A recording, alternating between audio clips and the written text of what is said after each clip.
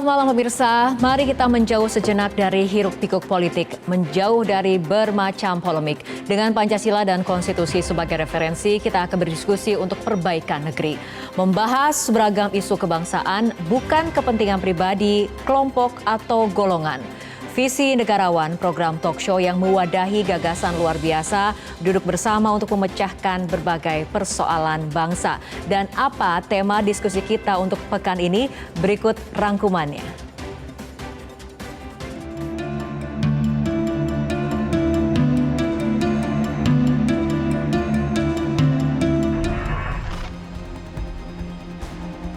Sistem nilai adalah konsep atau gagasan yang saling berhubungan dan saling mempengaruhi, yang menjadi kompas moral atas apa yang kita anggap baik atau buruk.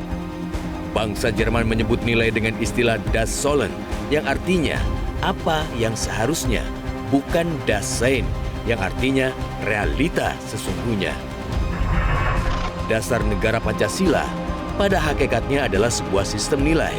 Bangsa Indonesia meyakini kebenaran dan kebajikan Pancasila sebagai panduan kehidupan bermasyarakat, berbangsa, dan bernegara. Namun bila dasar negara bersifat statis, maka masyarakat adalah entitas yang dinamis. Nilai dan norma sosial yang berkembang di masyarakat berbeda antara satu daerah dengan daerah lainnya. Nilai-nilai yang berkembang di masyarakat juga berubah sesuai perjalanan zaman. Pada awal reformasi misalnya, narasi anti korupsi, kolusi, dan nepotisme begitu kuat menggema. Kong kali kong penguasa dan pengusaha di era Orde Baru membuat iklim bisnis tidak sehat. Ekonomi dikuasai segelintir orang yang memiliki kedekatan dengan lingkar kekuasaan. Hegemoni Orde Baru juga membuat kontestasi politik hanya sebagai legitimasi demokrasi prosedural. Kontestasi semu yang hasilnya tak sulit diprediksi semua orang. Sedangkan di sektor hukum, jejaring kekuasaan membuat pilar yudikatif kehilangan integritasnya. Begitu pula pembentuk undang-undang yang diposisikan sebagai pelayan kepentingan kekuasaan. Negara tidak lagi berlandaskan rule of law, namun menjalankan rule by law. Tema utama daripada reformasi, basmi korupsi, basmi kolusi, basmi nepotisme. Indah. Kita akan maju. Kita akan lebih berdemokrasi yang memiliki kesamaan yang lebih tinggi di mata hukum. Tidak ada kesewenang-wenangan. Pancasila akan selalu hadir dalam kehidupan berbangsa. Pertanyaannya, apakah Pancasila masih menjadi kompas moral dalam keseharian kita? Budaya permisif mengizinkan orang untuk berbuat apa saja. Pendakwa asal Amerika Serikat, Roderick Meredith menyebut, permisivitas adalah kutukan budaya Barat. Masyarakat yang permisif mengabaikan kebenaran abadi. Akibatnya, kehidupan berbangsa dan bernegara kehilangan panduan.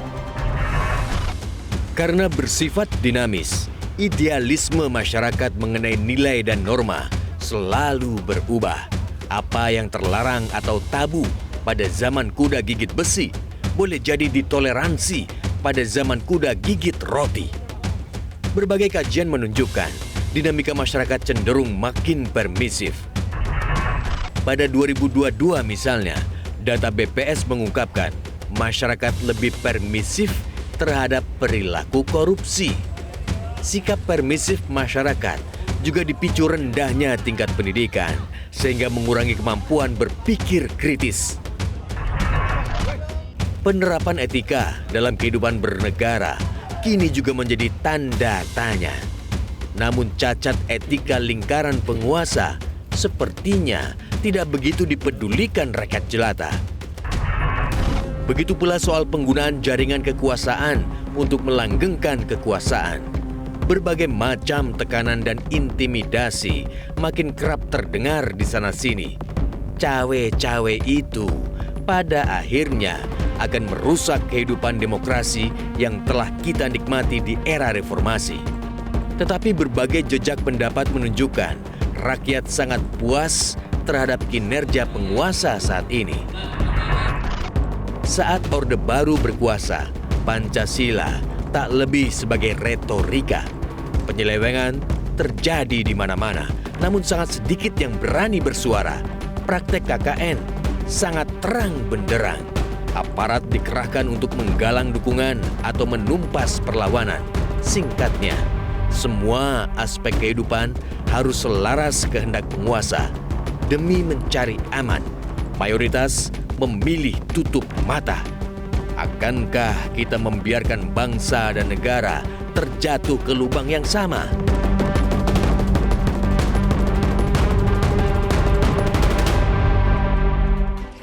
Pemirsa, bangsa Perancis mengenal ungkapan noblesse oblige, sebuah pandangan moral dasar bahwa mereka yang berstatus tinggi punya tanggung jawab moral untuk memberi teladan.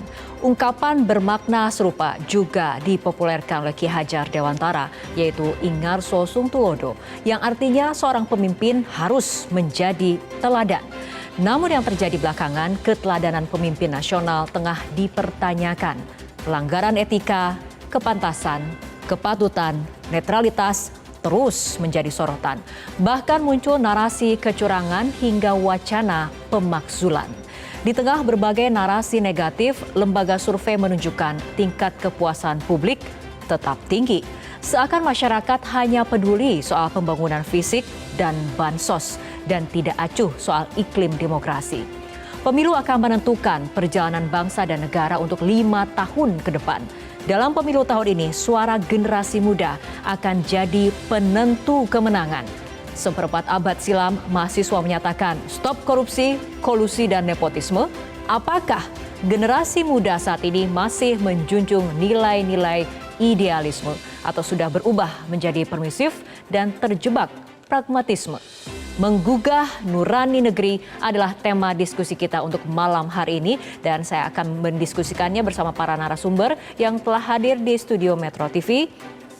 Telah hadir Rektor UIN Syarif Hidayatullah Jakarta, Profesor Asep Saifuddin Johar, PhD. Selamat malam, Prof. Asep. Selamat malam. Dan juga telah hadir pegiat kajian konstitusi, Pak Sukidi, PhD. Pak Sukidi, selamat malam, apa kabar ya? Malam, Mbak. Oke, dan juga sudah bersama kami dan akan berdiskusi nantinya dengan antropolog sosial FISIP UI, Imam Ardianto, PhD. Selamat malam, Mas Imam. Selamat malam. Oke, baik. Bapak-bapak, kita akan membedah lebih mendalam mengenai tema untuk malam hari ini, tapi kita akan ikuti jeda berikut terlebih dahulu.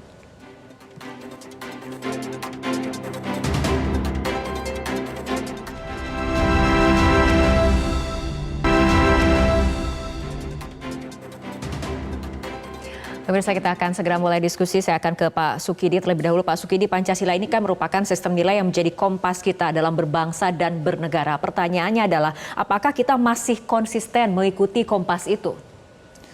Pertama, tentu saja kita harus menghadirkan Pancasila dalam keteladanan. Dan itu saya kira yang terpenting saat ini. Karena apa?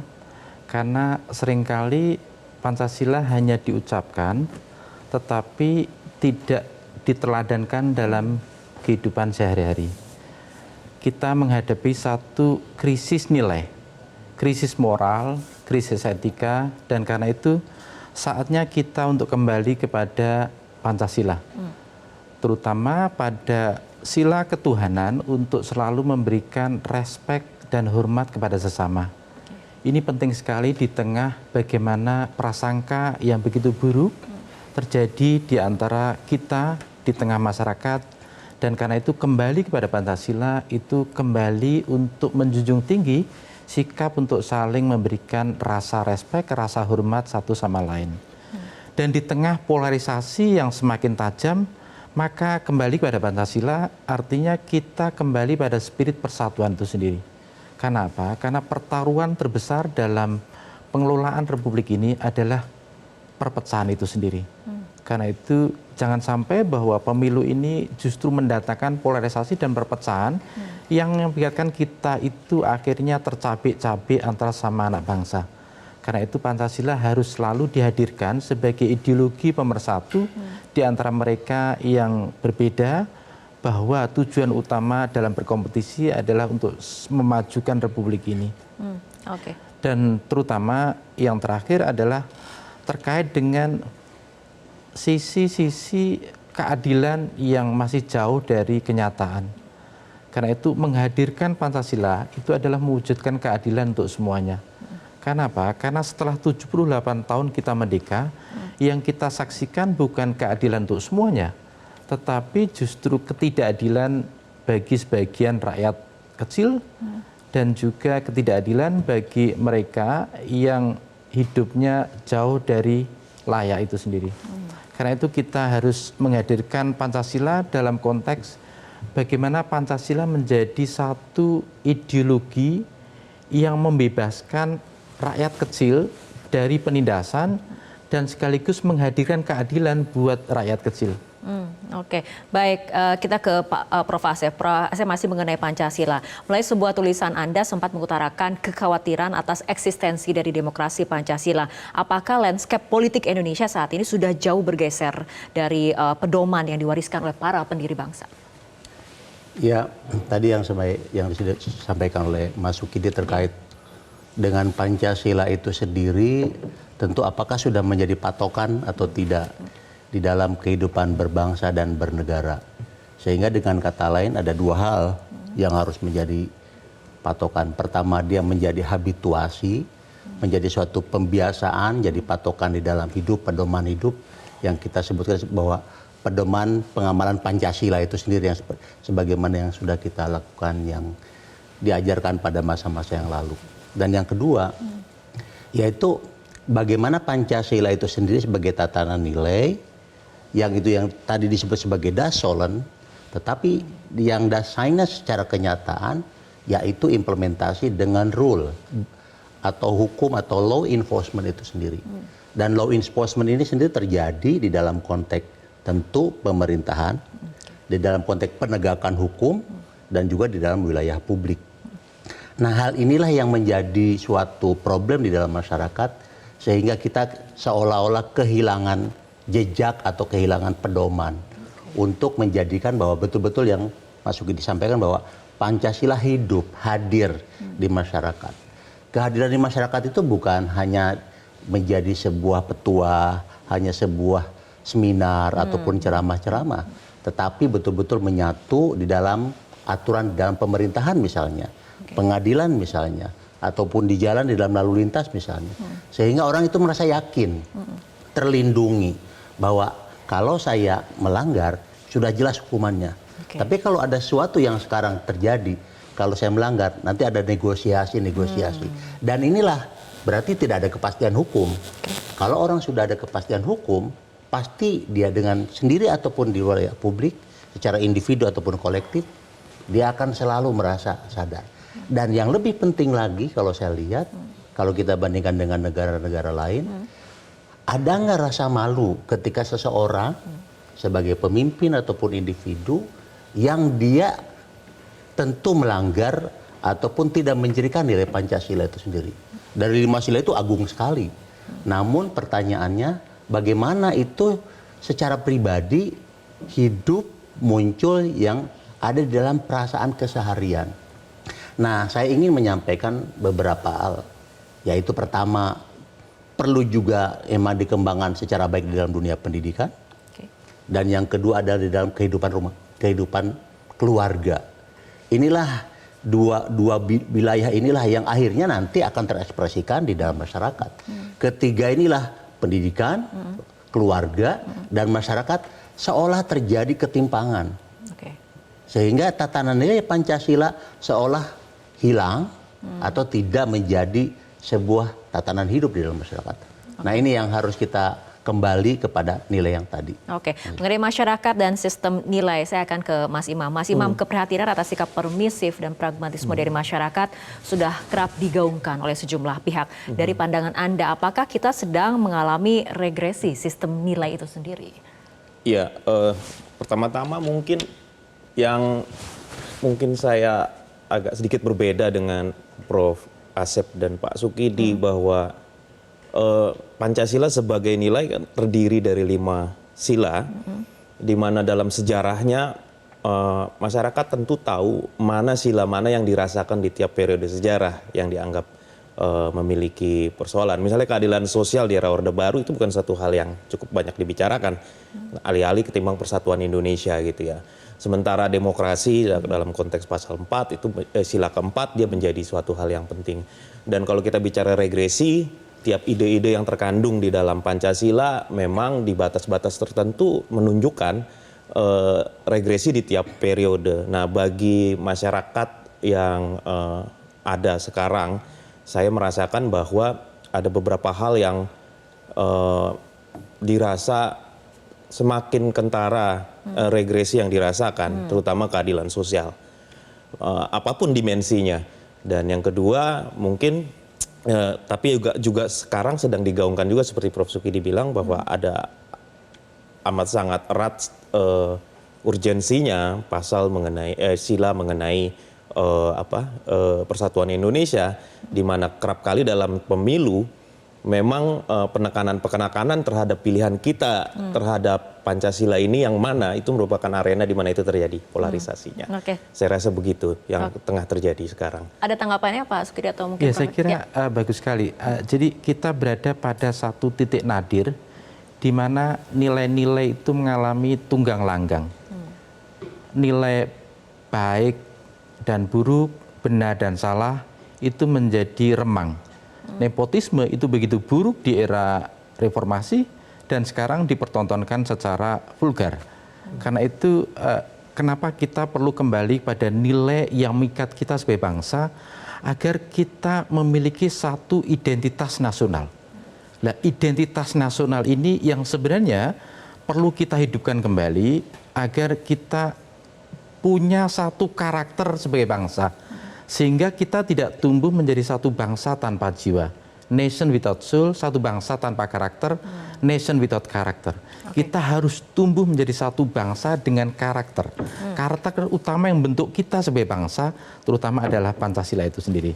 Dan juga falsafah kebinekaan, terutama karena apa? Karena ini memberikan satu kesadaran bahwa kita memang berbineka dari segi apapun, tetapi selalu diikat oleh spirit persatuan itu sendiri. Spirit tunggal ika, agar kita semua terikat pada spirit persatuan dan kesatuan sebagai sesama warga negara Indonesia. Oke, baik. Berikutnya Bapak-Bapak kita akan melihat hasil jejak pendapat sederhana mulai media sosial. Kita lihat hasilnya dengan pertanyaan apakah Anda peduli bila elit politik melakukan penyelewengan.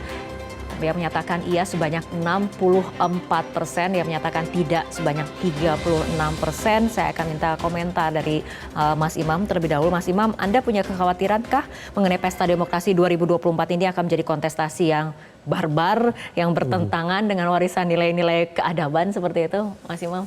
Iya, kekhawatiran itu ada ya. Maksudnya kalau kita bicara persoalan etika ya tentu isu etika yang sudah banyak dibicarakan di publik itu sudah banyak tanpa saya perlu sebutkan satu persatu mengenai apa yang tengah terjadi dalam konteks konstitusi dan dalam konteks persoalan-persoalan yang muncul dari segi persoalan perundang-undangan dan lain.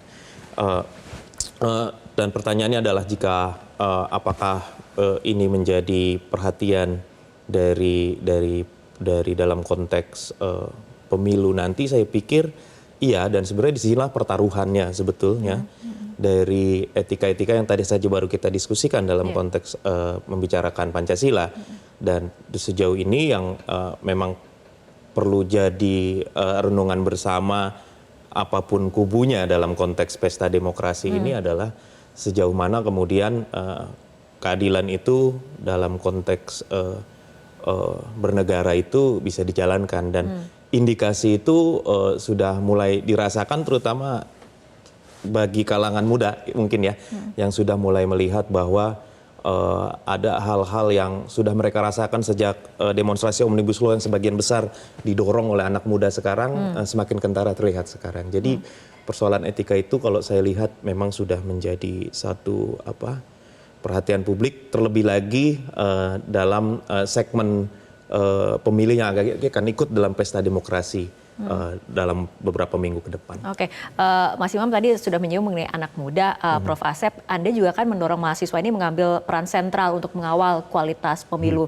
Memang apa sih yang bisa dilakukan mahasiswa? Tentu kalau kita lihat misalnya disebut mahasiswa yang disebut dengan generasi milenial atau generasi Z ini, kalau kita lihat di dalam komposisi peserta pemilu sekarang menempati posisi penting. Kalau tidak salah sekitar, kalau generasi Z itu sekitar 46 juta, yang sekarang generasi milenial sekitar 66 juta. Ini adalah suatu jumlah yang sangat besar. Artinya kelompok-kelompok mahasiswa inilah yang ada di dalam wilayah itu. Artinya mereka akan menjadi generasi yang ke depan, dan mereka itulah perlu dan harus memahami secara jernih bagaimana etika dan nilai-nilai sosial. Itu yang pertama. Yang kedua, mereka juga menjadi agen ya di dalam masyarakat, karena mereka juga moving atau movable, sehingga mereka juga akses di dalam media sosial dan lain sebagainya, berbicara dengan temannya, dan mereka itulah yang harus punya literasi yang baik terkait dengan politik, sosial, dan apalagi nilai-nilai yang terkandung di dalam Pancasila itu sendiri. Maka bagi saya, mereka inilah juga kita berharap kepada mereka, karena kalau mereka saja sudah terkontaminasi dengan nilai-nilai yang akhirnya bisa memporak-porandakan dalam tanda kutip kehidupan di masa depan, ya bagaimana lagi kita berharap dalam negara ini. Nah itu yang menjadi poin penting yang perlu kita jaga. Maka itu yang saya katakan tadi, keluarga, orang tua perlu memberikan literasi yang sangat baik terhadap mereka yang bagi generasi Z dan generasi milenial ini. Oke, baik. Berikutnya kita akan kembali melihat hasil jejak pendapat yang kembali dilakukan di media sosial. Kita akan lihat bersama mengenai pertanyaannya, apakah Pancasila masih menjadi pedoman kehidupan berbangsa? Yang menjawab secara pasti masih mengatakan 73%, yang mengatakan tidak 27%. Saya ingin ke Pak Sukidi untuk mengomentari hasil jejak pendapat ini. Kalau misalnya nih Pak Sukidi, Pancasila masih dijadikan sebagai pedoman, tapi kenapa ya masih kemudian banyak pelanggaran etik terjadi, terutama di struktur yang tertinggi? Kenapa kemudian justru makin banyak laporan penyalahgunaan kekuasaan dan pencemaran demokrasi itu sendiri, Pak Sukidi? Pertama, bangsa ini tumbuh menjadi bangsa yang hipokrit. Hipokrit karena apa? Karena apa yang disampaikan kepada rakyat selalu berbeda dengan apa yang dilakukan di bawah meja. Karena itu kemunafikan politik ini harus segera diakhiri. Karena apa? Karena ini sebenarnya menjadi tantangan kita dalam memajukan republik. Bahwa impian Indonesia maju itu justru dihalangi oleh para penyelenggara negara yang bermental hipokrit.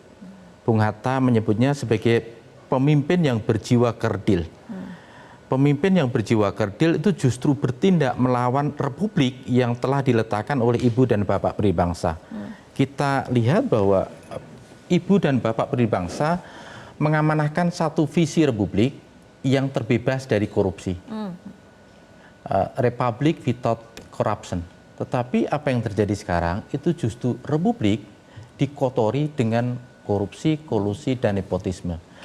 Bapak, Ibu, dan peribangsa mengamanahkan satu kesejahteraan yang tidak tersentralisasi pada 1, 2, 3 orang. Karena itu Bung Karno menyebutnya sebagai kesejahteraan bersama. Paus Fransiskus menyebutnya co-prosperity, kesejahteraan bersama. Tapi apa yang terjadi hari-hari ini bukan perwujudan kesejahteraan bersama, tapi kesejahteraan hanya berputar di sekitar segelintir orang, sementara rakyat kecil, mayoritas rakyat kita hidup dalam kesusahan, dalam kemiskinan, dan dalam keterbelakangan. Karena itu mewujudkan Pancasila itu adalah berikhtiar untuk membangun satu masyarakat yang setara. Semakin setara itu semakin bagus. Karena apa? Karena di situ kita menghadirkan masyarakat yang adil, makmur, dan sejahtera. Oke, baik Pak Sukidi dan Mas Imam dan juga Prof. Asep. Kita akan kembali lanjutkan perbincangan, tapi kita harus ikuti headline news berikut ini terlebih dahulu.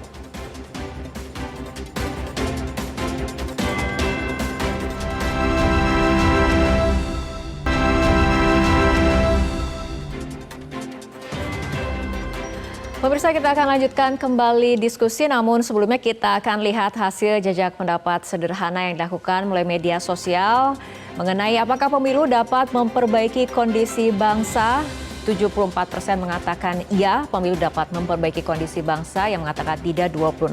Saya ke Prof. Asep terlebih dahulu. Ini kalau melihat dari hasil polling, dominan mengatakan iya, pemilu dapat memperbaiki kondisi bangsa. Artinya masyarakat ini masih percaya proses demokrasi berperan penting dalam perjalanan kebangsaan kita. Nah, apa prasyarat agar hasilnya ini sesuai dengan harapan? Ya, tentu hasil ini ke depan kita harapkan adanya suatu para politisi atau penegak hukum yang memang terpilih ataupun menjalankan pemerintahan ini sesuai dengan profesionalisme. Nah, itu yang pertama. Kalau kita menempatkan ataupun hasil pemilu ini kemudian terjadi dalam konteks transaksional, ini juga yang menjadi berbahaya, sehingga hasil pemilu hanya dijadikan sebagai barter, sehingga mereka-mereka yang akhirnya berinvestasi kemudian mengumpulkan kembali untuk sesuatu yang akhirnya merugikan masyarakat. Itu yang pertama. Yang kedua, tentunya ini harus ada kontrol ya dari masyarakat itu sendiri. Kita sebagai pemilih, sebagai voters di masyarakat, yaitu masyarakat sipil yang harus berani mengontrol dan juga mengkritisi adanya suatu fakta integritas tentunya bagi mereka-mereka yang akan menduduki di dalam jabatan-jabatan, karena mereka yang akan melakukan suatu pelaksanaan pemerintahan ini. Jika itu kita bebaskan saja, serahkan saja kepada para politisi atau mereka yang menang di dalam kontestasi demokrasi ini akan menjadi berbahaya. Sehingga kita hanya menyerahkan sesuatu padahal kita sudah terlibat atau berpartisipasi di dalam demokrasi, tapi setelah itu yang berpesta akhirnya mereka-mereka yang punya kepentingan. Dan ini harus selalu kita kontrol. Itu kira-kira poin. Oke, baik. Mas Imam, ada tanggapannya? Ya, saya sepakat dengan Prof. Asep. Apakah pemilu bisa memperbaiki kondisi bangsa? Iya, jika memang mandat politik itu tidak sekedar terjadi di bilik suara. Karena kita tahu bahwa masa yang akan mendukung calon legislatif ataupun presiden itu tentu banyak sekali dan dengan keragaman kepentingan dan keragaman latar belakang konteks aspirasi, memang sudah saatnya bahwa mandat itu juga berlanjut dengan kontrak-kontrak politik yang sebenarnya juga transaksional, tapi transaksional yang juga jelas. Dalam artian transaksional bukan dapatkan uang seperti money politics atau apapun seperti bansos gitu ya, tapi bahwa saya memilih Anda karena Anda akan berjanji mengeluarkan kebijakan yang akan mendukung aspirasi saya sebagai kelompok nelayan misalnya, aspirasi saya sebagai kelompok minoritas, aspirasi saya sebagai kelompok usaha menengah yang terus terpinggirkan dalam konteks kebijakan-kebijakan yang lebih pro impor misalnya. Ya, selama calon legislatif dan pemimpin itu bisa memberikan kontrak yang jelas dengan prinsip dan nilai-nilai yang clear dalam konteks prinsip-prinsip dan juga nilai-nilai Pancasila yang kita diskusikan tadi, saya pikir pemilu akan punya harapan. Namun apabila masyarakat sipil sendiri, organisasi masyarakat sipil atau kelompok kepentingan ataupun basis massa yang sebetulnya menjadi basis konstituen pemilih tidak melakukan itu, saya ragu bahwa kemudian pemilu akan bisa memberikan perbaikan kondisi yang bisa mencakup untuk semua. Oke. Mungkin seperti itu. Oke, Pak Sukidi, apakah punya pandangan berbeda atau memiliki optimisme yang sama dengan hasil responden tadi? Syarat utama tentu saja aspek netralitas itu. Oke. Netralitas itu betul-betul harus ditegakkan, tidak sekedar dalam retorika politik, tapi betul-betul dijawantahkan dalam tindakan, dalam penyelenggaraan pemilu yang memang memenuhi asas jujur, adil, dan rahasia itu sendiri. Karena prinsip dasar ini harus ditegakkan untuk menjamin bahwa pemilu itu memperoleh legitimasi politik yang tinggi. Legitimasi politik inilah yang menjadi barometer kepercayaan bukan hanya di kalangan domestik, tapi juga internasional. Itu pertama. Yang kedua adalah pemilu harus menjadi satu penentu bagi kita untuk memilih pemimpin berdasarkan nurani itu. nurani itu berasal dari nur cahaya, Roger William menyebutnya sebagai holy light, cahaya suci. Karena itu kita harus mengajak masyarakat untuk tidak tertipu daya dengan bansos, dengan politik uang, dengan iming-iming kekuasaan. Tetapi satu-satunya standar yang dipakai oleh warga, oleh rakyat untuk memilih pemimpin adalah semata-mata berdasarkan nurani itu.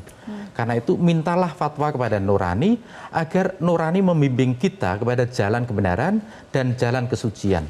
Hanya dengan itu kita menjadi bangsa yang punya nilai dan martabat yang luhur. Tanpa itu kita menjadi bangsa yang korup, bangsa yang gemar untuk melakukan satu kemunafikan, dan bangsa yang selalu bangga di atas derita dan penderitaan rakyat yang semakin meluas. Oke, baik, saya akan kembali ke Mas Imam. Tadi Prof. Asep sempat menyebutkan mengenai jumlah angka generasi Z, generasi milenial, artinya ini generasi muda yang dalam pemilu kali ini menjadi suara penentu dalam pemilu. Nah, pandangan Anda menilai generasi ini generasi yang pragmatis, generasi kritis terhadap berbagai persoalan menyangkut penyelenggaraan negara itu sendiri, Mas Imam? Betul. Ya, saya dididik di antropologi untuk melihat keragaman ya. Jadi kalau kita bicara anak muda, kita mungkin sedikit melihat kemungkinan keragaman aspirasi dan latar belakang sosial. Ini akan sangat menentukan. Ada beberapa yang cukup mengindikasikan itu adalah bahwa kemunculan persinggungan antara anak muda dengan politik di masa terakhir ini kan adalah bagaimana kemudian bagaimana media sosial memfasilitasi aspirasi anak muda dengan exposure politik, karena media sosial sekarang berperan dalam konteks mobilisasi kampanye, dan itu terlihat bahwa komunitas konsumen atau fandom itu sekarang menjadi basis yang begitu kuat. Tapi jangan lupa juga banyak juga anak muda yang juga sekarang mungkin juga memiliki basis yang cukup kuat setidaknya di media sosial, jika kita lihat media sosial sebagai kanal memunculkan exposure aspirasi anak muda, yaitu gerakan-gerakan muda yang dekat sekali dengan gerakan sosial dan lingkungan. Dan ini juga cukup besar, dan itu juga memiliki persinggungan dengan kelompok fandom konsumen tadi, setidaknya dalam riset saya waktu tahun 2019 mengenai Omnibus Law. Nah, ini akan menjadi kunci, dan saya pikir aspirasinya mungkin saya ragu bahwa anak muda itu akan semuanya pragmatis, atau anak muda hanya akan mengedepankan sisi yang lebih menyentuh aspek-aspek yang sifatnya perasaan ataupun hal-hal yang sifatnya branding, pencitraan dari sosok-sosok yang akan dipilih gitu ya. Tapi mereka juga sadar bahwa ada prinsip-prinsip. Jangan lupa anak muda yang menjadi segmen paling besar dalam pemilu ini, baik milenial maupun Gen Z, adalah generasi yang mungkin terpaparnya dengan komparasi politik di dunia itu mungkin jauh lebih besar ketimbang generasi di angkatan di atasnya. Jadi kalau itu bisa terlihat dari beberapa fandom yang kita duga sangat apolitis, ternyata juga memiliki pengetahuan yang cukup besar mengenai komparasi politik dan aspirasinya mengenai politik. Jadi itu bisa terlihat, dan bisa jadi itu mencakup berbagai spektrum anak muda ya. Anak muda di pedesaan tentu akan berbeda dengan anak muda di perkotaan, dan dalam spektrum kedekatan ideologi juga akan berbeda. Jadi saya pikir saya optimis tidak sekedar bahwa pragmatisme yang dirujuk ke anak muda hanya sekedar kebutuhan-kebutuhan yang sifatnya untuk dia di saat ini sebagai anak muda, tapi juga punya pikiran mengenai masa depan. Oke, baik. Sebelum kembali ke Pak Sukidi, saya tanggapan dari Prof. Asep seperti apa dari pernyataan Mas Imam?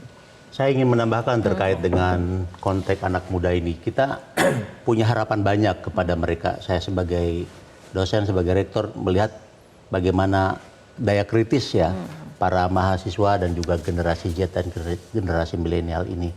Tentu mereka yang saya lihat punya akses kepada media, mereka juga kreatif, punya himpunan asosiasi, dan mereka juga lebih, kalau saya lihat dalam konteks diskusi-diskusi, mereka juga melihat apa yang bisa memberikan perhatian kepada mereka, kebutuhan mereka. Nah, maka itu bagi saya juga jangan diabaikan juga oleh para kontestan politik ini. Mereka ini adalah jangan dianggap pragmatis yang sampai disampaikan tadi. Mereka juga punya daya kritis. Dan yang lebih penting lagi, mereka punya inovasi-inovasi di dalam konteks bagaimana masyarakat, bagaimana pengembangan sosial dan sebagainya. Dan tentu kita sebagai pendidik selalu memberikan literasi terhadap bagaimana negara ini dan bagaimana konteks sosial ini sehingga menjadi bagian penting. Dan yang terakhir, saya ingin menyampaikan tadi, tentu orang tua yang saya ingin menyampaikan kembali bahwa harus adanya suatu pendampingan kepada mereka juga, karena dalam arti generasi orang tua yang disebut mungkin baby boom mungkin ya, karena umum 40-an 50-an, sementara ini adalah generasi Z, generasi milenial yang cara berpikirnya adalah sudah dunia, sudah global, dan mereka wawasannya ataupun akses kepada informasi di dunia luar juga sangat begitu berkembang. Maka saya masih optimis kepada mereka dalam konteks bagaimana demokrasi ini ada di kalangan mereka, tapi bagaimanapun kita sebagai generasi baby boom harus memberikan role model, contoh kepada mereka, jangan sampai kita berikan picture ataupun fitur-fitur yang mencederai pikiran mereka. Itu kira-kira. Oke, baik Pak Sukidi, berbicara mengenai kemampuan untuk berpikir kritis. Apakah persoalan kebangsaan ini terlalu rumit untuk kemudian dipahami oleh masyarakat umum dari berbagai lapisan sosial? Ya, pada tahun 1963 Martin Luther King Jr. memberikan satu pidato di Washington DC tentang I have dream. Saya punya mimpi. Saya kira perlu menghidupkan satu mimpi bersama, that we have dream, dan kita punya mimpi. Suatu hari Republik ini ditentukan bukan karena status sosial dari anak-anak Indonesia, tetapi oleh karakternya. Karena itu karakter itulah yang akan menentukan kemajuan satu bangsa. Dan spirit yang selalu kita gaungkan ke depan adalah spirit kesetaraan itu sendiri. Anak-anak Indonesia, bahwa kelak mereka akan hidup di satu Republik Indonesia di mana mereka tidak dinilai dari status sosial. Mau anak petani, mau anak presiden, mereka adalah sama. Tapi ditentukan oleh karakternya. Karakter untuk selalu bersikap, pertama menjaga integritas, bersikap jujur, bersikap adil, menghargai sesama sebagai anak bangsa. Saya kira nilai-nilai ini yang hilang dari Republik ini. Republik ini harus kembali ditegakkan dengan spirit integritas, dengan spirit kejujuran, dengan spirit kesetaraan, dan itu harus selalu kita gaungkan. Kenapa? Karena kemajuan satu bangsa ditentukan pada nilai-nilai yang mengikat kita sebagai satu bangsa. Nah, nilai-nilai inilah yang mulai mengalami erosi, mengalami kemunduran, mengalami kemerosotan, dan karena itu kita harus kembali kepada nilai yang mengikat kita sebagai bangsa. Dan bangsa itu ditentukan oleh karakternya. Karena itu pesan Bung Karno, bangunlah pendidikan karakter, karena karakter itulah yang menjadi kemajuan satu bangsa. Oke, baik, kita akan kembali melanjutkan diskusi, tapi kita harus ikuti jeda berikut terlebih dahulu.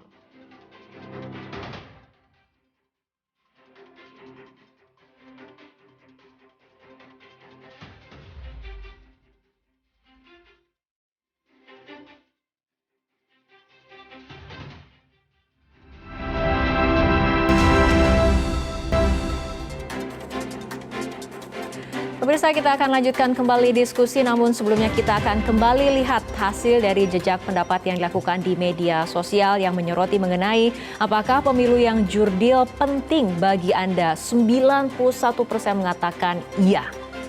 Kita ke Mas Imam. Mas Imam, sebetulnya dari segi pendidikan politik, apakah sudah cukup atau belum menurut Anda hingga ada pemahaman merata mengenai pemilu yang jujur dan juga adil? Iya, saya rasa ini istilah yang udah cukup populer. Saya nggak tahu di kalangan anak muda, tapi yang pernah mengalami masa-masa Orde Baru, meskipun hanya wacana istilah dan prakteknya belum tentu, ini istilah yang udah banyak diketahui. Dan tentu jujur dan adil sebagai nilai yang harus terjawantahkan dalam proses memilih dan juga proses sebelum memilih, itu harusnya menjadi suatu hal yang tidak bisa ditawar lagi. Dan saya rasa orang mengetahui bahwa ini adalah prinsip-prinsip yang harus dikedepankan. Dan kalaupun ada keraguan terhadap lembaga yang akan katakanlah misalnya KPU mengenai bagaimana kampanye pemilihan umum yang jujur dan adil ini bisa diselenggarakan, jangan lupa bahwa kalaupun dalam konteks pemerintahan saat ini banyak keraguan-keraguan, tapi pemerintahan yang ada saat ini juga bisa ada karena ada pengawasan dari masyarakat sipil, misalnya dengan kawal pemilu dan lain-lain. Jadi jujur dan adil tentu suatu hal yang menjadi mandat buat pemerintahan. Tapi saya pikir selama juga kita melihat bahwa dalam 2 pemilu terakhir bahwa masyarakat sipil juga punya peran yang cukup besar dan bermunculan pula organisasi dan gerakan yang mencoba memantau apakah memang ini diselenggarakan secara jujur dan adil. Saya melihat itu indikasi bahwa pemilih itu juga tetap melihat bahwa ini sebagai satu nilai yang harus dijaga dan ada kepercayaan untuk itu meskipun belakangan ini ada hal-hal yang dikhawatirkan. Tapi saya rasa selama apa yang pernah dilakukan di masa lalu itu bisa terjadi dan dalam konteks sekarang dalam konteks teknologi media baru yang lebih demokratis dan partisipatoris, di mana orang bisa mengawal, memotret, mendokumentasikan, selama itu tidak dikontrol dan selama itu tidak disensor ataupun dibatasi melalui cara-cara yang tidak demokratis, saya pikir masyarakat mungkin masih bisa percaya bahwa pemilu yang jujur dan adil bisa diselenggarakan. Oke, baik, saya akan ke Pak Sukidi untuk melihat tadi pemetaan dari hasil respon dan memang kemudian dominasinya mengatakan ingin pemilu yang jujur dan juga adil, tapi kan kita lihat ada bagian yang kemudian ada responden yang secara jujur ini mengatakan pemilu yang jujur dan adil ini tidak penting. Ini artinya apa? Indikasinya apa menurut Pak Sukidi? Saya pribadi lebih melihat bahwa pemilu ini sebenarnya pertarungan dan sekaligus pertaruhan untuk masa depan bangsa ini. Pemilu yang jujur dan adil serta demokratis itu menjadi satu keniscayaan agar bangsa ini selamat dari kematian demokrasi. Tanpa pemilu yang jujur, adil, dan demokratis, maka kita akan bergerak ke arah kematian demokrasi itu sendiri. Dan kematian demokrasi menandakan bahwa kita setback yang begitu jauh ke rezim otoriter. Otoriter yang rentan sekali pada demokrasi kriminal, sesuai istilah yang diperkenalkan oleh Jeffrey Winters. Karena itu saya ingin mengajak kepada seluruh rakyat Indonesia agar betul-betul menjadikan pemilu ini sebagai momentum kebenaran untuk memilih pemimpin berdasarkan hati nurani. Kenapa? Karena kalau pemimpin tidak dipilih berdasarkan hati nurani, hanya bersandar pada bansos, hanya bersandar pada politik uang, maka kita akan bergerak pada persimpangan jalan. Dan karena itu kita harus bahu-membahu, bergotong royong untuk menyuarakan kebenaran kepada masyarakat bahwa pemilu yang jujur dan adil dan demokratis itu menjadi keniscayaan. Dan pemilih terutama pemimpin presiden dan wakil presiden harus ditentukan semata-mata berdasarkan kesadaran nurani. Nurani itulah yang membawa kita pada kebenaran, pada kesucian. Dan karena itu mereka yang tidak memilih presiden, wakil presiden, anggota DPR tidak berdasarkan nurani tapi berdasarkan politik uang, maka sebenarnya kita bergerak di persimpangan jalan. Oke, baik. Nah, ke Prof. Asep, masih kemudian menyoroti mengenai hasil dari jejak pendapat tadi. Ada kemudian kelompok yang mengatakan peduli mengenai pemilu jujur yang adil, ada yang mengatakan tidak peduli pada pemilu jujur yang adil. Ini apakah nantinya pasca pemilu bisa menjadi sumber masalah atau tidak mengenai polarisasi dua kelompok ini, Prof. Asep?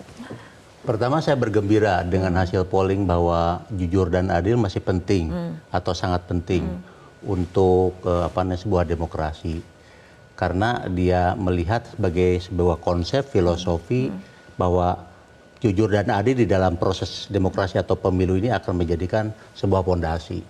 Nah, saya melihat dari yang 9 ini ada sebuah pesimisme, 9% itu artinya dia merasa saya tidak yakin ini jujur dan adil, seolah-olah nampaknya begitu. Tapi bagi kita perlu melihat bahwa dari konteks itu bukan dalam masalah bagaimana terjadi polarisasinya.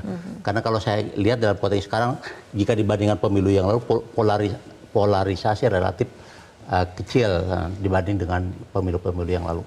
Nah, yang harus kita perhatikan adalah bukan hanya masalah pemilu jurdilnya yang sudah nanti dihasilkan, tetapi bagaimana implementasi setelah itu yang akhirnya hasil pemilu itu menunjukkan praktek demokrasi, praktek pemerintahan yang disebut dengan good governance itu sendiri. Nah, ini menjadi tanggung jawab kita semua. Kalau kita hanya menyerahkan setelah pemilu kemudian kita lengah kembali, maka kita tidak tahu praktek dari pemerintahan ini apakah akan setback ke belakang sebagaimana yang lalu atau kita melakukan satu perubahan. Nah, inilah yang harus kita lakukan adalah gerakan moral dan juga civil society yang harus kuat dan juga bagaimana law enforcement sehingga kita perlu adanya media yang begitu penting untuk mengontrol dan juga dunia kampus, kemudian masyarakat dalam konteks ini. Dan saya sebagai akademisi berharap pemilu ini adalah pemilu yang damai, jurdil, sehingga bagaimanapun harapan kita untuk menempuh negara Pancasila ini akan menjadi lebih baik. Oke, baik ke Mas Imam mengenai topik kita, karena kita sudah ada di penghujung acara, mengenai menggugah nurani negeri. Oke, nurani ini pasti dimiliki oleh seluruh voters kita dalam konteks pemilu ke depan. Dan saya sepakat sekali dengan Pak Sukidi tadi bahwa itulah kunci ya dari bagaimana pemilu ini nanti akan bisa terselenggarakan dengan baik dan proses memilih dan memberikan mandat kepada siapapun yang memenangi pemilu, baik itu legislatif maupun presiden, untuk bisa menjalankan apa yang sebenarnya ada di nurani masyarakat. Tapi memang yang paling terpenting kalau buat saya adalah bagaimana kemudian sejauh ini semua nurani yang menjadi suara dari kalangan yang belum tentu memiliki kanal-kanal dan saluran-saluran itu juga terkemukakan dalam proses pemilu ini dan sesudah pemilu dalam kebijakan-kebijakan. Dan saya pikir kampus dan masyarakat sipil sebagai dua organisasi yang memiliki keistimewaan dan juga memiliki kanal untuk bisa menyuarakan nurani rakyat, itu bisa memberikan ruang-ruang itu. Dan saya pikir itu yang akan penting untuk dalam konteks menggugah nurani negeri. Dan nurani itu saya pikir sudah bisa diangkat dari gerakan masyarakat sipil yang sebenarnya sudah menyuarakan banyak hal yang selama ini. Oke, baik. Terima kasih Mas Imam, Pak Suki, dan juga Prof. Asep telah berbincang dan berdiskusi untuk malam hari ini. Semoga perbincangan ini menjadi manfaat untuk para pemirsa Metro TV. Pemirsa, pemimpin adalah panutan. Bila perilakunya baik, maka ia akan jadi teladan. Namun bila buruk perilakunya, dapat dibayangkan seperti apa dampak kerusakan. Contohnya, Presiden Amerika Serikat Donald Trump. Salah satu tuduhan terhadap Trump adalah persekongkolan dan campur tangan dalam pemilu. Nilai dan norma adalah kesepakatan sosial yang bersifat dinamis. Tingkatnya bisa jadi tinggi bila kita bersepakat untuk menerapkan standar nilai dan norma yang tinggi. Namun bisa juga rendah jika kita memilih untuk permisif terhadap beragam praktek tercela di sekitar kita. Ekonom Diana Semoglu mengajukan argumentasi. Kunci menjadi negara maju dan makmur adalah memastikan institusi politik yang inklusif, yaitu pembatasan kekuasaan melalui mekanisme check and balances serta rule of law. Institusi politik yang inklusif akan melahirkan institusi ekonomi yang inklusif pula, yaitu adanya kesetaraan dan kemudahan akses berusaha. Saya Fitri Megantara, terima kasih atas perhatian Anda. Selamat malam, sampai jumpa.